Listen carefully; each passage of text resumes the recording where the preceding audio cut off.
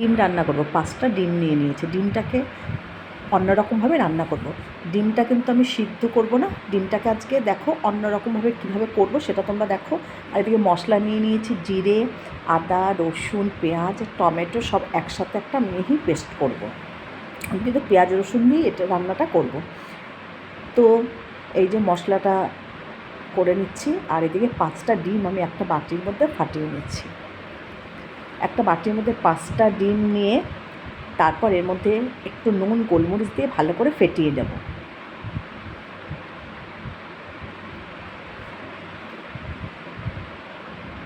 দেখো দেখো 5টা ডিম নিয়ে নিয়েছি। এবার ভালো করে এটাকে একটু ফেটিয়ে নেব চামচ দিয়ে। এই যে নুন দিয়ে দিলাম আর একটু গোলমরিচ দিয়ে ভালো করে ফেটিয়ে নিচ্ছি। খুব ভালো করে কিন্তু ডিমটাকে ফেটাতে হবে। আর এই দেখো মশলাটা করে নিয়েছি। আর এদিকে একটা গ্যাসে তাওয়া বসিয়ে দিয়েছি বড়। তাওয়াটার মধ্যেই বেশ কিছুটা তেল দিয়ে, তেলটা ভালো করে গরম হলে গ্যাসটাকে একটু কমিয়ে দেব। কমিয়ে দিয়ে তারপরে ডিমটাকে আমি ঢেলে দেবো। দেখো তেল কিন্তু খুব ভালো করে গরম হয়ে গেছে, ধোয়া উঠছে।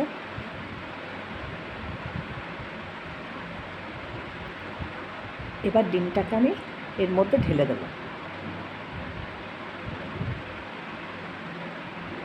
এই ফ্যাটানো ডিমের মধ্যে কিন্তু পেঁয়াজ লঙ্কা টঙ্কা কিছুই দেবো না এখন।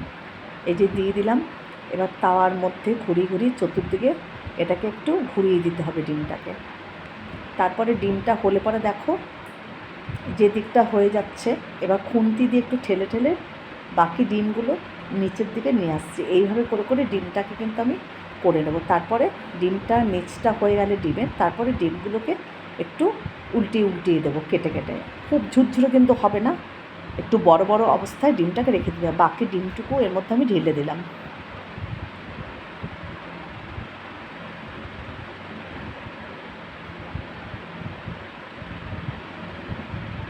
দেখো ডিমটা এই অবস্থা হয়ে গেছে এখন। এই যে এবার ডিমটাকে আমি কেটে কেটে দেবো, কেটে কেটে উল্টিয়ে দিয়ে দিচ্ছি। একদম কিন্তু গ্যাসটা আমি সিম করে রেখেছি। এই দেখো এবার বড় বড় অবস্থায় ডিমগুলোকে কেটে নেব।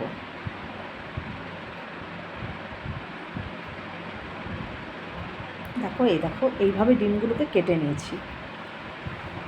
এবার ডিমগুলোকে পাশে রেখে দিচ্ছি।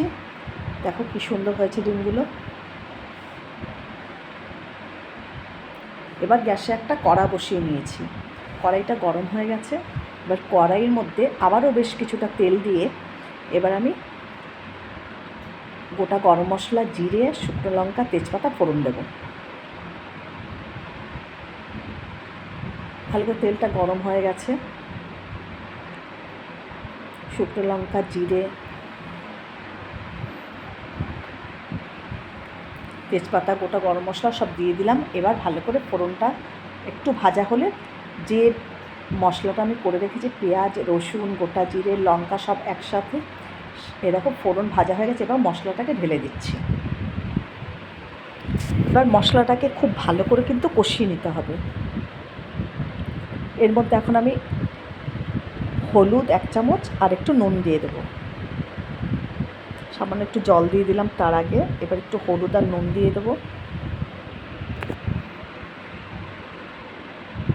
খুব ভালো করে মশলাটা কষতে হবে। দেখো 1 চামচ হলুদ আর নুন দিয়ে দিলাম।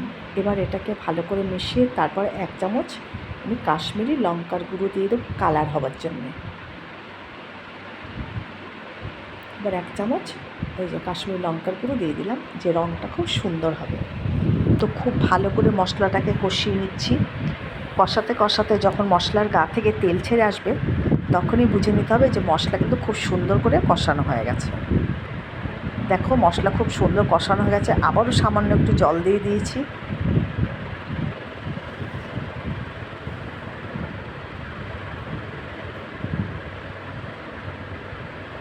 এবার একটু অল্প করে চিনি দিয়ে দিলাম। আবারও একটু মশলাটা নাড়িয়ে চাড়িয়ে নিচ্ছি।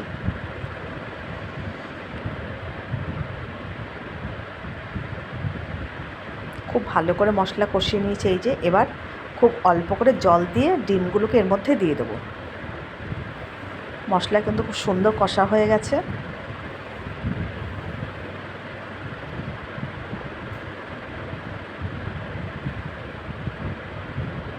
এবার এর মধ্যে পরিমাণ মতন জল দিয়ে দিচ্ছি, বেশি জল কিন্তু দেবো না, একদম মাখা মাখা রান্নাটা করব। এই যে আর একটু সামান্য জল লাগবে, জলটা দিয়ে ভালো করে ঝোলটা ফুটে উঠলে ডিমগুলো সব এর মধ্যে দিয়ে দেবো। আমি কিন্তু মশলা করার সময় ওর মধ্যে গোটা গরম মশলা দিয়েছি, আমি আর এর মধ্যে গোটা গরম মশলা দেবো না। দেখো এই যে এবার ডিমগুলো সব এর মধ্যে ঢেলে দিচ্ছি, আর কিছুক্ষণ ফুটে উঠলেই কিন্তু ডিম কারি একদম রেডি হয়ে যাবে। দেখো এইভাবে ডিম খেয়ে দেখবে দারুণ লাগে খেতে। একদম মাখা মাখা অবস্থায় নামিয়ে নেব। আর একটু আমি কসুরি মেথি ওপর দিয়ে দিলাম। ডিমের কারি কিন্তু একদম রেডি। এইভাবে ডিম করে খেয়ে দেখবে দারুণ লাগে খেতে। আর কারা কারা খাও বন্ধু অবশ্যই জানাবে, আর আমার ইউটিউব চ্যানেলটাকে সাবস্ক্রাইব করে নিও।